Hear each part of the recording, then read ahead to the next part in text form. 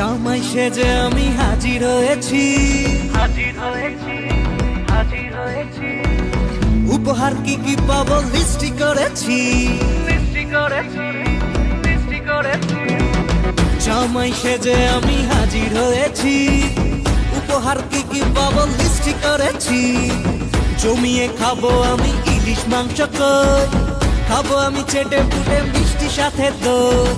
Corona বেশি summer দেখাবো আমার কামাল, ষষ্ঠীর জামাই আমি, জামাই আমি সবার সাথে ফিট, বলবে সবাই ছকবাজিতে জামাই 420।